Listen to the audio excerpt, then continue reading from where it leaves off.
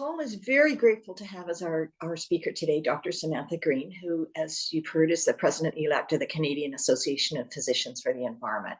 And she will be speaking on why climate change is a health emergency. Dr. Green is an assistant professor in the Department of Family and Community Medicine and a family physician at St. Michael's Hospital, working with the Sumac Creek Clinic and Inner City Health Associates. She has a deep appreciation for the effects of poverty on health and has worked extensively with the homeless and other marginalized people, and has served as chair of Health Providers Against Poverty and as primary care lead for Inner City Health Associates. I have no doubt that her commitment to fight poverty informs her engagement in the fight against climate change, and also look forward to hearing her speak from this perspective. Please join me in welcoming Dr. Green. And what a great introduction. That's a better bio than I put together. Apologies if some of this is old news, but hopefully I will be coming at the information from a slightly different perspective from what you're used to. And maybe that will help, bringing us all together to work towards positive change. Just to add that, of course, the concept of considering the environment in human health is a foundational aspect of many Indigenous cultures. And it's also, I think, important to consider and recognize the essential role of Indigenous peoples in environmental advocacy worldwide.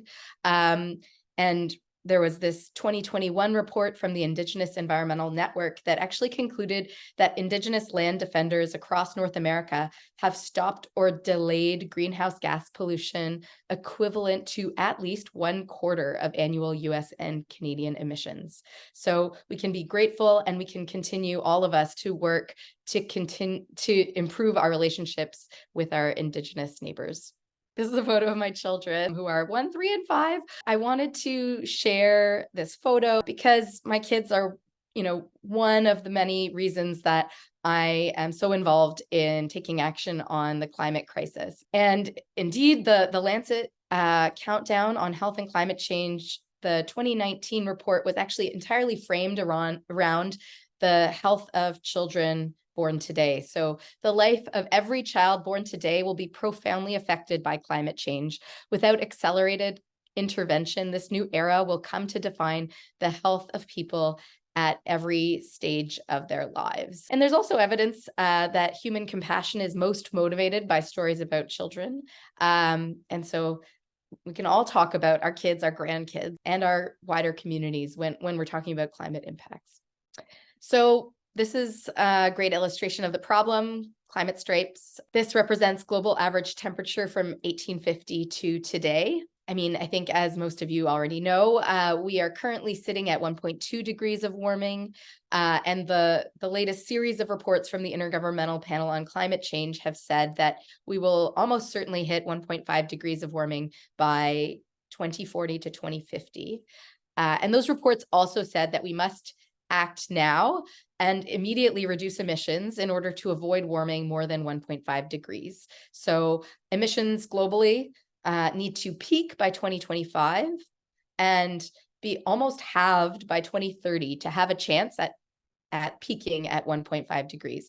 And we know that every fraction of a degree above 1.5 could translate into millions of lives lost. This has been modeled. We also know that as the world warms, we risk reaching tipping points where we could be stuck with irreversible warming incompatible with human life. And we're currently on track to hit about 3.2 degrees by the end of this century globally. And these are the stripes for Canada. And Canada is warming at twice the global rate. The Canadian Arctic is warming at 5 times the global rate. This is something you probably all already know, but many of the general public in Canada think, oh, Canada, we're a small country, 30 million people. We can't be responsible for that much of this global, complex, wicked problem. But Canada is actually responsible for 1.6% of global emissions, which makes us the number 9 absolute emitter.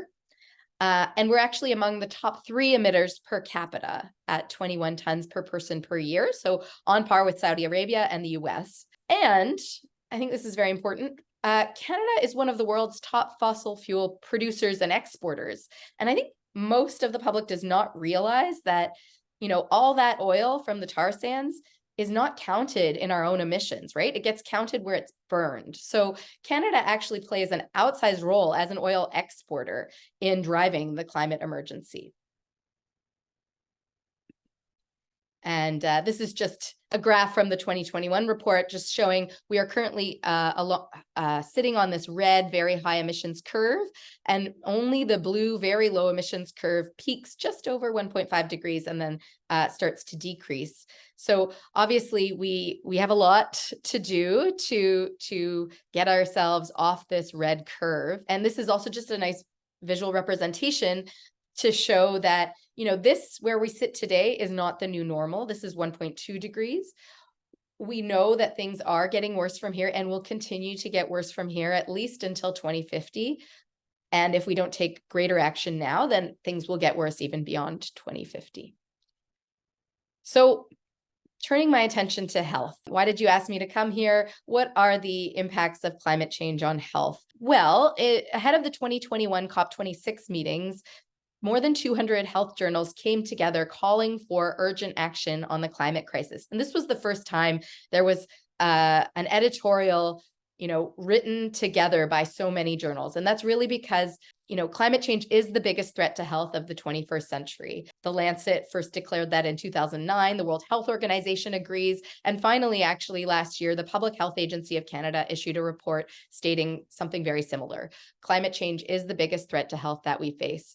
And actually, you may have heard just last week, all those same medical journals, so more than 200, again came together this month with a new editorial calling for the World Health Organization to call both the climate and biodiversity crises a global health emergency. And in that editorial, they were really calling on global health organizations, including the WHO, to treat the climate and biodiversity crisis as one, instead of treating them as separate issues that require separate solutions. So how does climate change affect health? Well, we all know that health is determined by more than just healthcare.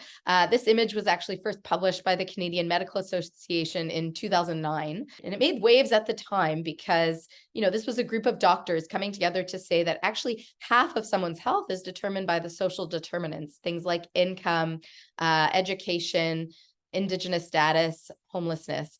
Just 25% is what we do in healthcare, and then 15% biology. And then you can see this little sliver at the bottom, 10% is attributable directly to the environment, air quality, infrastructure, etc. And while this was an important image, I do think it does a disservice to those environmental or ecological determinants of health. And that's because, the environment is fundamental. Without access to a stable planet or clean air, clean drinking water, none of the rest of it matters. And as I think most of you all know, climate change has tremendous impact on all of these social determinants, on income, on education, on ability, disability, on housing and homelessness. So there is this complex interaction between the social and ecological determinants of health that this infographic does not really show. So my colleague at CAPE, Dr. Courtney Howard, created this more beautiful graphic, just showing how fundamental these ecological determinants of health are. And we really do need that stable planet, in addition to all the other environmental factors, before any of the rest of it matters. All right, so how does climate change affect health? And I will go through kind of each of the impacts briefly. This is a map taken from the 2019 Lancet Countdown report. I've mentioned the Lancet Countdown a few times. It's an annual publication by the Lancet Medical Journal, summarizes the state of health and climate change. And it's always published in November ahead of the annual climate meeting. And there are country-specific reports that are published for, I think, between 40 and 50 countries. And so this is from the Canadian report from 2019. And it's just, this map does a nice job at really illustrating the ways that climate change affects health. So I'll go through each of them briefly. I mean, probably this is review for most of you, but I'll go through each of the impacts. So, I mean, most obviously, extreme heat. So climate change, as you know, results in more frequent heat waves, which particularly affect the elderly, small children, and those who have chronic medical conditions. And extreme heat causes a direct threat through, heat exhaustion, heat stroke, which, by the way, heat stroke, if it happens, has a 50% mortality rate. So it's extremely serious. And that's where the body just can no longer deal with the ambient heat. And it leads to a temperature, internal body temperature of 40 degrees or higher. And then just the organs start to malfunction, which is why it leads to this 50% mortality rate. And heat also poses indirect threats by worsening common chronic diseases, including respiratory conditions like asthma, COPD, but also things we may not think about directly. Other conditions that we may not think of, so kidney disease, especially through dehydration, diabetes. So there's worse diabetes control during extreme heat. We're not really sure why, maybe related to inflammation, and mental illness. So, and that's quite, obvious when you think about it. Like when you're extremely hot, like you're probably a little bit irritable. And that's the case for most people. So people with chronic conditions like depression and anxiety, their anxiety gets worse during extreme heat. And people with more serious mental illness like bipolar and schizophrenia, those conditions also get worse during extreme heat. There's actually an increase in suicidality. So suicide attempts increase during heat waves. And there's an increase in violence that's been documented as well. There are also many common medications that affect the body's ability to regulate temperature and increases the risk of direct heat illness, so heat exhaustion and heat stroke. So medications like blood pressure pills, antidepressants, allergy medications, antipsychotics, those all affect the body's ability to regulate internal body temperature. So you may know, about between 600 and 700 people died in the 5 days of the BC Heat Dome event in 2021.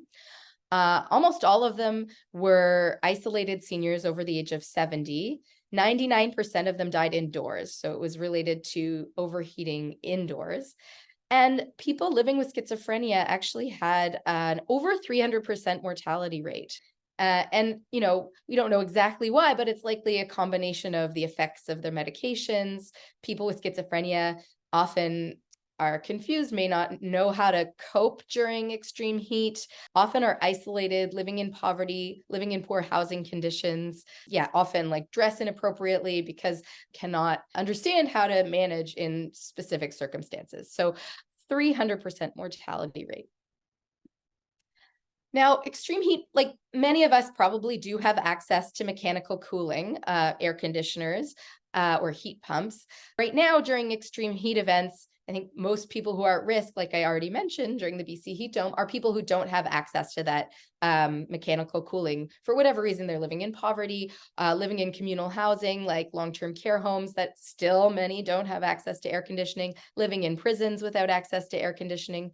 But there's this potential for the combination of extreme heat and a power outage. And this terrifies me. Here in Toronto, where I live, this is certainly a possibility. And it's been modeled that, up to 2/3 of residents in some cities in the US would be at risk of heat exhaustion or heat stroke if they had a power outage during an extreme heat event. And we're definitely not ready to deal with that. Like our health system could not cope with that. Sure, the hospitals might have backup power, but what about all the people who will need healthcare in those circumstances? All right, so I'll move along to another impact of the climate crisis on health. We all experienced this summer. We know that there's an increase in wildfires as a result of the climate crisis.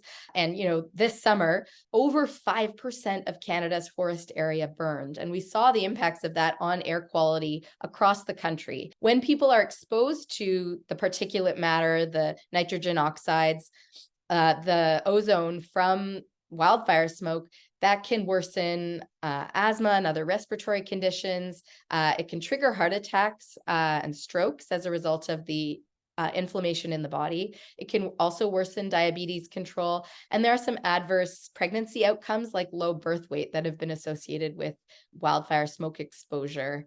One example, there was a wildfire in Fort McMurray in 2016 in northern Alberta, and it was studied, and they saw a doubling of ER visits over the course of the wildfire, and actually a quadrupling of inhaler prescriptions.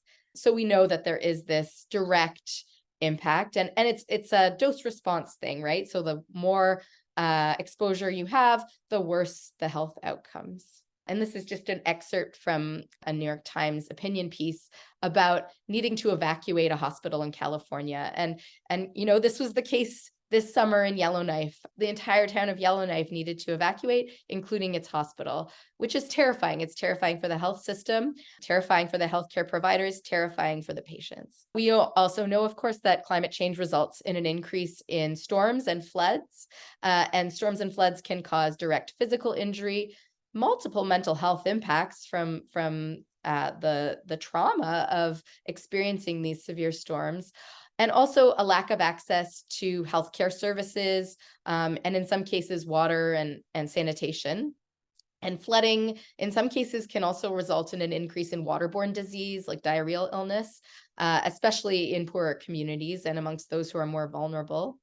And we saw the impacts. I mean, what I'm describing are impacts that we see more commonly in the global south, but we've seen those impacts in Canada as well. So you may recall 2021 was a really bad year for British Columbia, and the town of Merritt, BC, was actually completely isolated when all roads going into the town were flooded, and people actually could not access their medications. So they actually had to helicopter in insulin for people.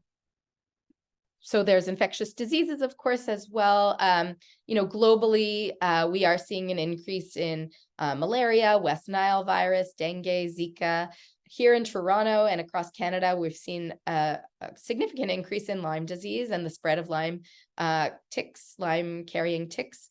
And, there's no documented cause and effect relationship between climate and COVID-19, but we do know that the climate crisis is and will be a driver of future pandemics, because as habitats are destroyed, people and animals do come into closer proximity. And we know we see a jump of novel viruses onto humans. So yeah, that hasn't been like a proven link between climate change and COVID-19, but certainly climate change will be a driver of future pandemics.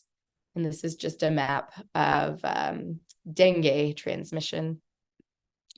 We also see an increase in allergies. I mean, maybe this is not the most severe of the health impacts of climate change, but it's quite significant. Like, it's something I've seen in Toronto over the 10 years that I've been practicing family medicine.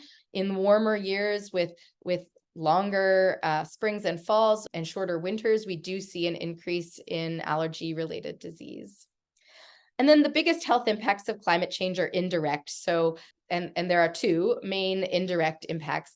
Climate change, of course, is a driver of migration and displacement. As you may all know, climate change exacerbated drought was one factor in the Syrian refugee crisis. Drought and repeated storms and flooding in Central America are contributing to the migrant crisis in Central America and the US South. Migration is not limited to Syria, Honduras, Bangladesh. Climate displacement is already happening in North America, including Canada. And this is my last 2021 BC example. But of course, the town of Lytton, British Columbia, was completely destroyed by fire that summer, and residents there were forced to flee their homes. And then I already mentioned this summer, the entire town of Yellowknife was displaced for several weeks because of wildfires there. And then finally, the biggest impact actually globally of the climate crisis on health is through undernutrition. We've already seen a decrease in agricultural yields in many countries, especially in the global south, and undernutrition is projected to be the biggest health impact. So we've seen an increase in land affected by drought. This is from the 1950s to today. This is from the Lancet Countdown. Here, there's a change in crop yield potential of several important crops, so soybeans and maize, which has had an impact globally on access to food. And then in Canada, we've also seen a dramatic decrease in access to wild foods for many Indigenous communities. Now, I sort of already mentioned mental health impacts, but of course, each of the climate-related disasters and weather events that I mentioned result in an increase in anxiety, stress, and impact on social conditions like income, housing, access to health services. And I think all of us who are on this call have probably experienced at some point some version of ecological grief and ecological anxiety, which is a normal response to this disastrous situation that we are in. Now, I'm just going to take a moment, it's kind of an aside, but to talk about the health impacts of air pollution. Air pollution, of course, is not caused by climate change, but the causes of air pollution are the same as the causes of climate change, the burning of fossil fuels. And most people, I think, don't recognize that this is a study done in February of 2021 that found that in the year 2018, air pollution was responsible for 1 in 5 deaths worldwide. And in Canada, air pollution is responsible for 1 in 7 premature deaths. So very significant. And we know that the effects of air pollution really are throughout the body. So it's not just lung disease, which I think most of us think about, but heart disease, pregnancy outcomes, kidney disease, mental health impacts, dementia, even, and other neurologic diseases. And the reason I mention this is that's actually a good news story, which I'll get to a little bit further along. But, as we tackle the climate crisis, we will inherently reduce fossil fuel related air pollution. And so we are going to see an immediate health benefit from tackling the climate crisis. And this picture represents a patient of mine who really illustrates that those whose health is most affected by the climate crisis are those who are already most marginalized, people living in poverty, Indigenous people, racialized people. So this photo represents a patient of mine who lives in Toronto Community Housing Tower in St. Jamestown. And he's quite isolated. He has kids, but they're not really in touch. They're adult kids who live in the suburbs now. And he has asthma. And for many years, I would really worry about him dying alone in his hot apartment in a St. Jamestown tower, and no one would know. I was able to help get him access to an air conditioner through disability-related funding, which is great. And now I'm spreading the word amongst other health providers that we can access up to $400 for an air conditioner for our patients. But still, he is really representative, I think, of those people who are most at risk of the health impacts of the climate crisis. We know that, generally those with low income are less able to cope with rising food prices, less likely to have insurance or money to rebuild or relocate after an extreme weather event. And racialized and poor communities are also more likely to be prone to severe flooding and also to be exposed to the urban heat island effect, which is the case in St. Jamestown, where urban communities without adequate tree cover can be up to 12 degrees hotter than neighboring communities that do have enough green space. That's it for the problem. And the rest of my presentation hopefully will be more hopeful. And I just put some resources here, many of which you've probably already heard about, but some nonfiction books that I've found helpful. My number one recommendation is All We Can Save, which is a compilation of essays written by women about really the solutions to the climate crisis. Some podcasts, also this, I think most of you may know about The Energy Mix, which is a great compilation of climate related news from Mitchell Beer here in Canada. And then there's this great, excellent Heated newsletter, which is American, but really good investigative pieces. And then I've listed some fiction, because sometimes to understand these complex, wicked problems, it's helpful to read fiction. And this is just yesterday's Heated newsletter. And the only reason I'm including it is because my pets were included. So now you got to see my kids and my pets. So if you happen to subscribe to Heated, yesterday's newsletter had my animals in it. I was very excited. Anyways, I'm going to move on from speaking about the problem. So the good news is that tackling climate change could be our biggest opportunity for health of the 21st century. So, first of all, tackling climate change will reduce illnesses associated with climate disasters themselves. But second, as I already mentioned, a decrease in air pollution will lead to immediate improvement in air pollution related illness. And then third, many of the solutions we need to tackle the climate crisis will have additional benefits for health. So for example, If we increase access to safe, active transportation, we will see a decrease in heart disease and diabetes and improved mental health. There was actually a study done in the UK, one of their very large cohort studies following UK bureaucrats, and they found that active transportation, walking or cycling to work, associated with a 50% reduction in cardiovascular disease and independent decreased mortality. So people died less when they biked to work. And transportation causes about a third of Canada's greenhouse gases. Half of those are personal transportation. And so about 15% of Canada's emissions are from personal transportation. So we can actually tackle a lot by increasing access to active transportation. Oh, and this is just a review that I participated in for healthcare providers, looking at the evidence that I just mentioned about how good cycling to work is for your health. Increasing people's use of or intake of plants, plant-rich diets, also will improve health and especially cardiovascular health.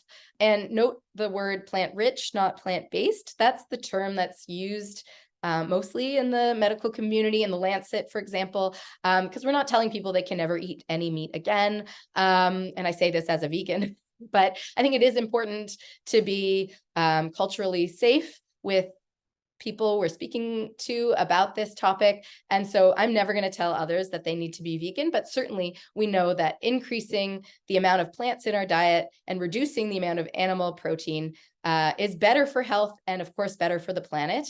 Agriculture is responsible for 13% of greenhouse gas emissions globally. And so we can tackle a lot. And a lot of that is methane, which, as you all may know, is a very powerful greenhouse gas.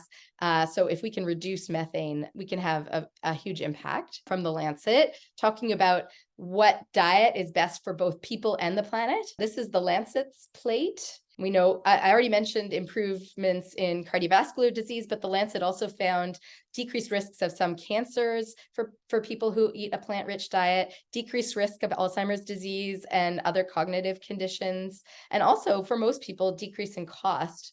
And the nice thing is this plate looks a lot like the newish Canada Food Guide. So I think the Canada Food Guide was actually the first public consultation of its kind to not involve industry. And I think that made a huge impact. We at CAPE were, not me personally, but CAPE was involved in these consultations. And I think it's actually really good, the Canada Food Guide. So if all of us followed the Canada Food Guide, we'd all be healthier and the planet would be healthier as well.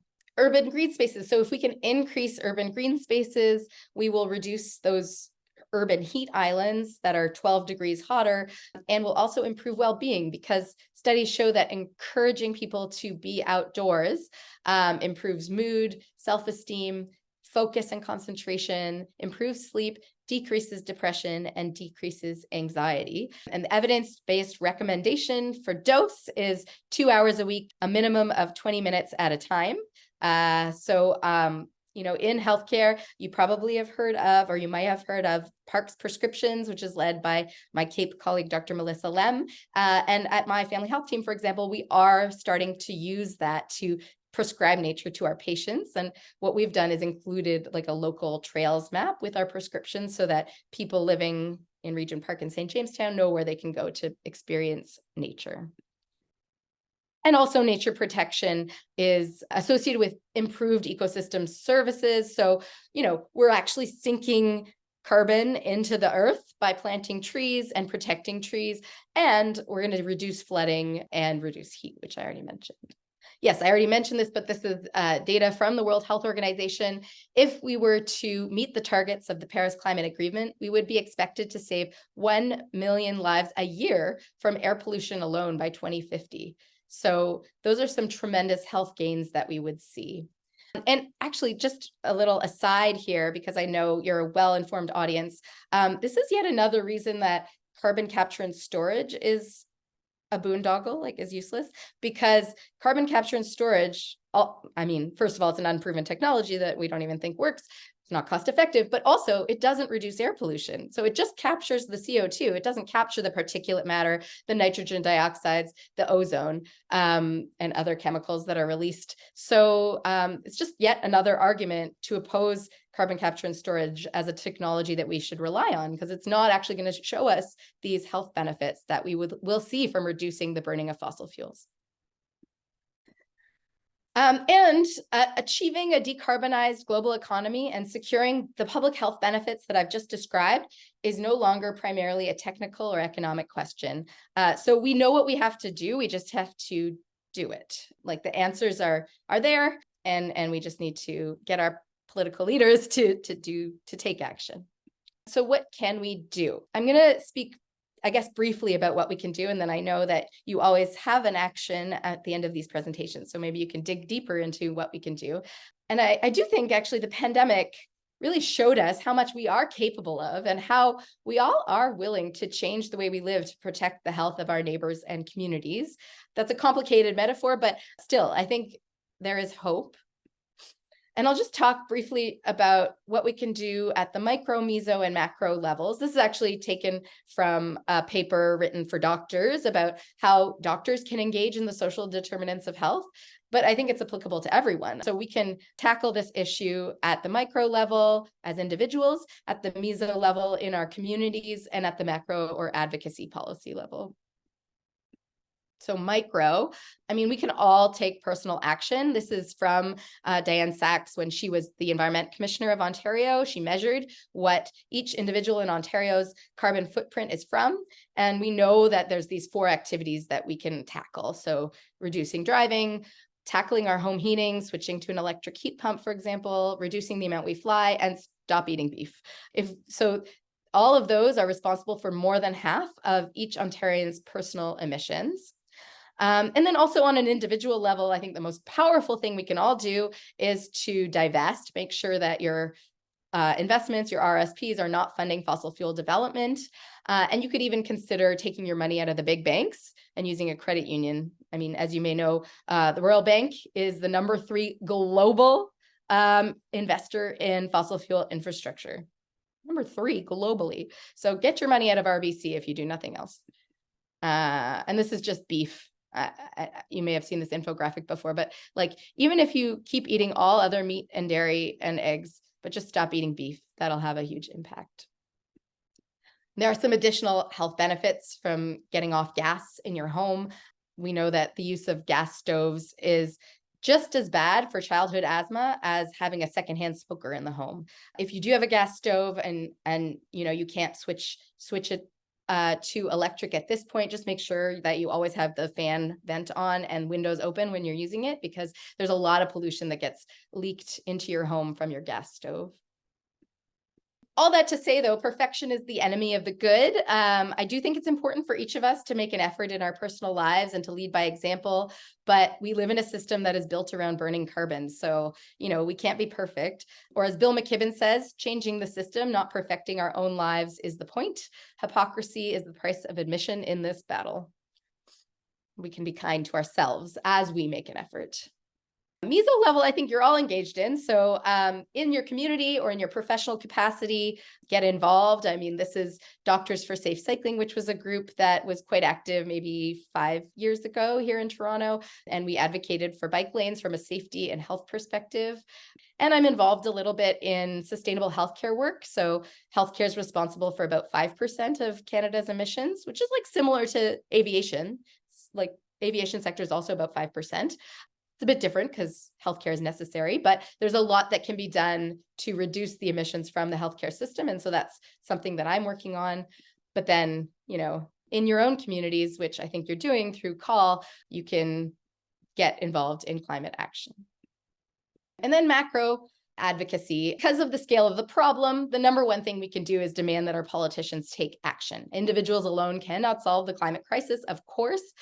We need to address it as a collective, as a society. So, as elections come up, we need to demand that elected officials treat climate change like the emergency that it is. And we can use the health lens to action. So, this is just showing that at The Guardian, they're using more people, fewer polar bears in their journalism. And it's interesting, this was actually a study done in 2021 of 10,000 people in 10 different countries, both in the global south and the global north, not in Canada, but in the US, the UK, China, India, Germany. And what they showed is that using a health frame convinces people that we need to take action. So if you frame this as a health issue and not as like an environmental issue, or definitely not a migration issue, not even an economic issue, if you frame it as a health issue, people are more willing to support climate action. And this is similar evidence from the United States, just showing that protecting personal and public health is, if you frame climate action in that way, people are more willing to support it. And this is interesting. It's actually from the same climate communication scientist, whose name is Edward Maybach. This is a study he did also in the US. But what he says is that we need simple, clear messages repeated often by a variety of trusted voices to affect change on the climate crisis. And I often show this slide to demonstrate that primary care doctors are most trusted. And this is specifically to speak about climate change. But look, number 2 is family and friends. So I think this shows that we actually all have a role in convincing our family and friends that the climate crisis is a health crisis and that we need to take immediate action. And then I just have a few more examples of advocacy that CAPE's been involved in and that you could get involved in as well. So we currently have an active fossil fuel ad ban campaign. There's actually a private members bill that's about to go to Parliament, which is underlining the same thing, that fossil fuels are killing us. They kill more people than tobacco, and so they shouldn't be permitted to advertise in any form. And we're also through this campaign calling out greenwashing. So for example, Enbridge, Ontario's main gas supplier, has called gas healthy and green. And so we're calling that as the lies that they are.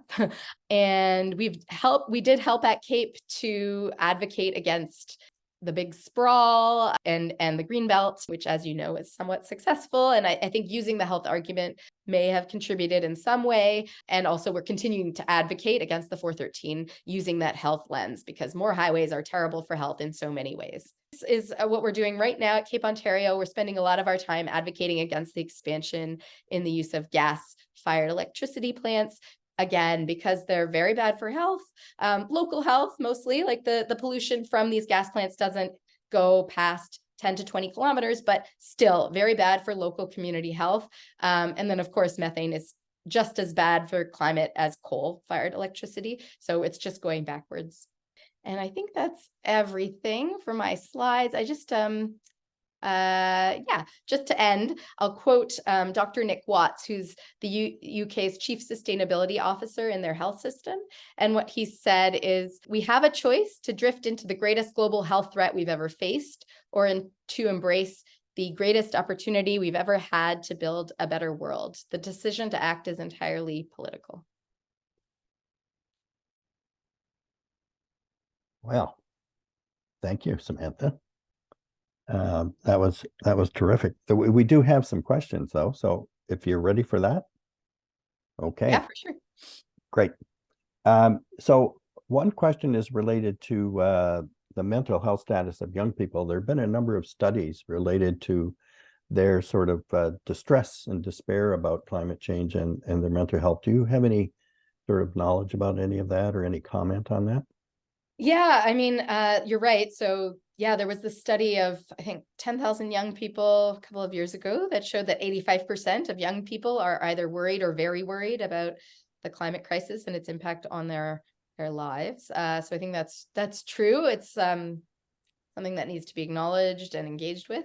And some of you may have heard of Dr. Britt Ray, who's a PhD doctor, not a medical doctor, but she's written a book called Generation Dread, and she has a nice newsletter about the mental health impacts of climate change, especially on young people.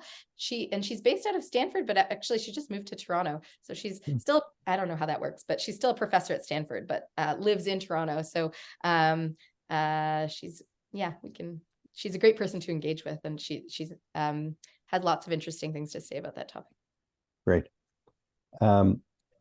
David wonders whether there were any studies or impact studies in relation to the wildfires that we've had, especially this past year, but certainly before that, on other species and other mammals. And he sort of describes that he didn't see much about that, but that must be another sort of global impact about wildfires. Yeah, I don't know much about that, but I think you're right. I mean, I think I read during Australian wildfires, I've read about lots of animal deaths. I think the animal deaths are more from the direct impacts of the wildfires themselves rather than the smoke. I don't know if that's been studied, maybe. I don't know. Mm-hmm. It's a good question. Okay.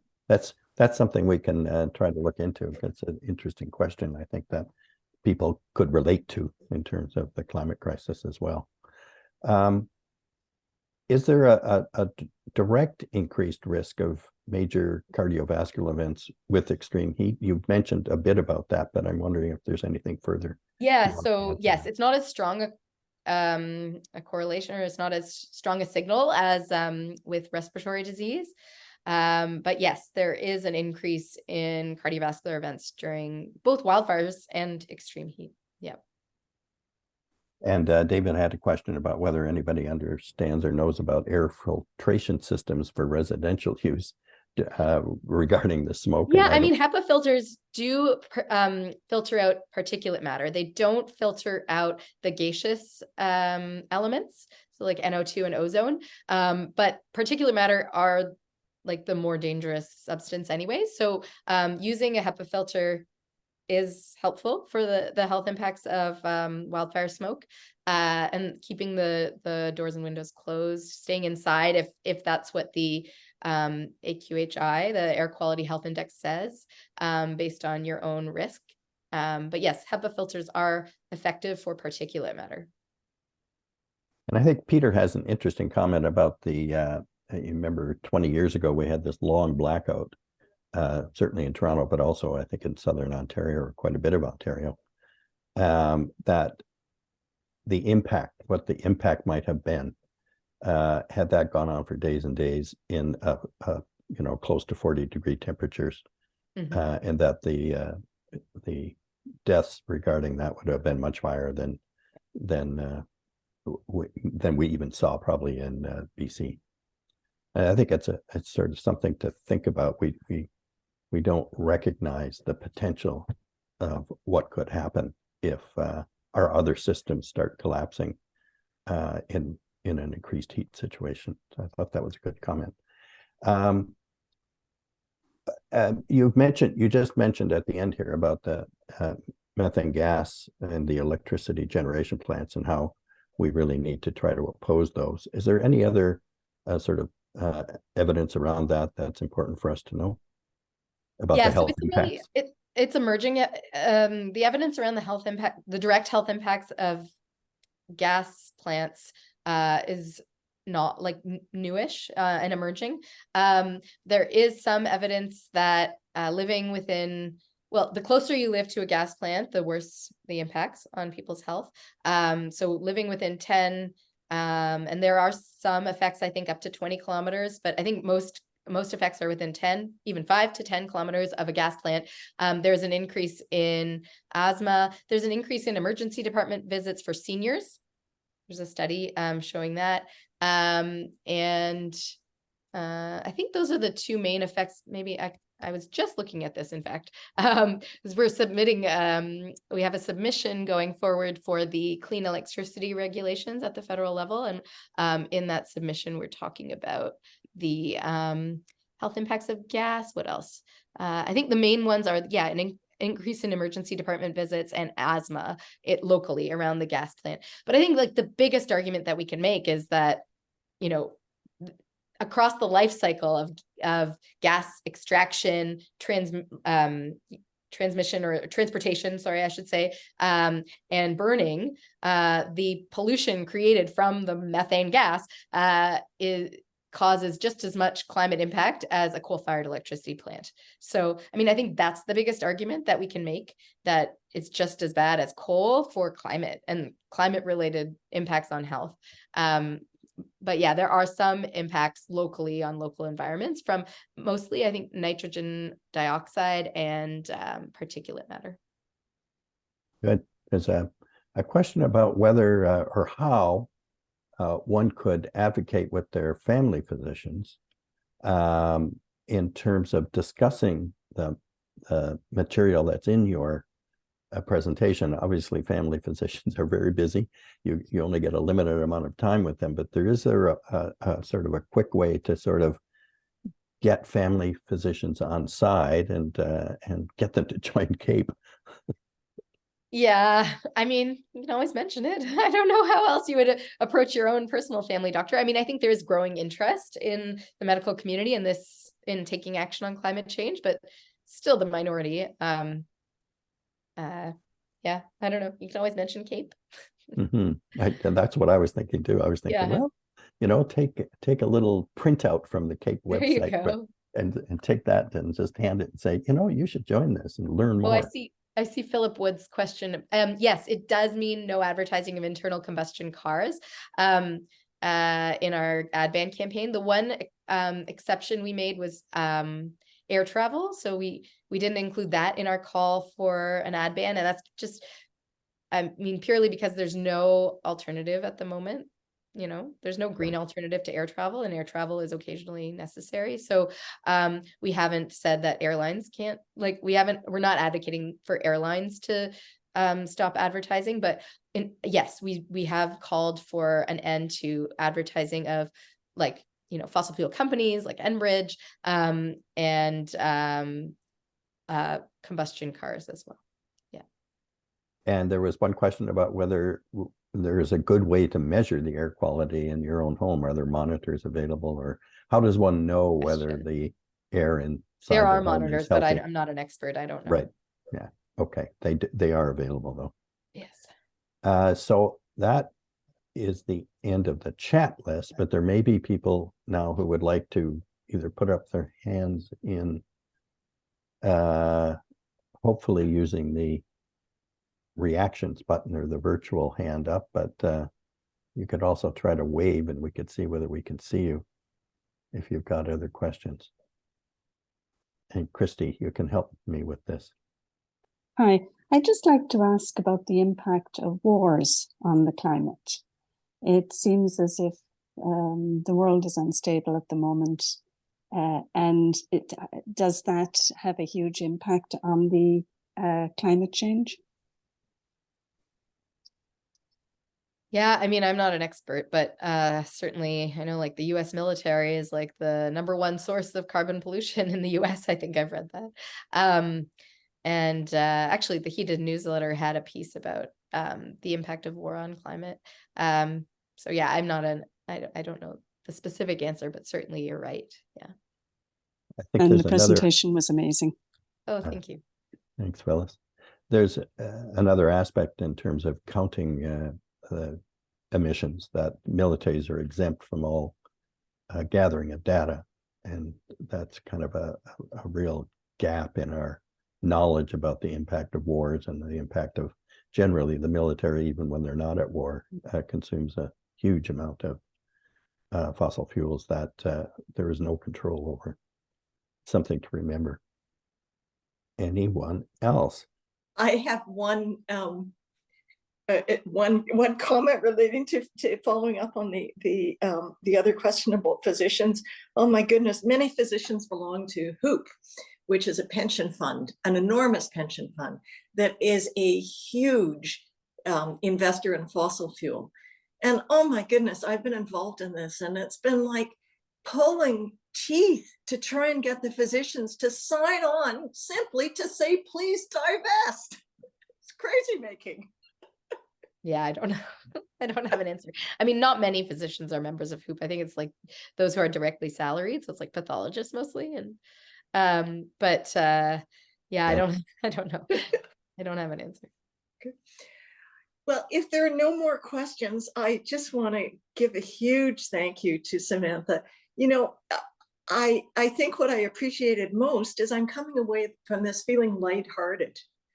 And like, that's the most important thing, because if you're feeling doom and gloom and depressed, you can't fight climate change. And, you know, I found it insightful for me, your comment about that pollution being more harmful than like the particulate matter being more harmful than the carbon emissions. And I think that I'm going to really take that one away, because I think many privileged people, rich people that I know, feel that they may not admit it, but that they can shelter themselves from climate change through their cottages or their AC units. But nobody can shelter themselves from pollution and cancer. Anyway, it was really lighthearted, and I'm sure everybody else, you know, appreciates that. So thank you so much. And I also want to say, as a retired family doctor myself, serving a similar community to Samantha, I know that work is unbelievably demanding, and for you to do all that you do, like serving that community and teaching, and on top of all of that, doing your tremendous advocacy, like you're Family Physician of the Year for me. Thank you so much. Thank you. Thanks, everyone.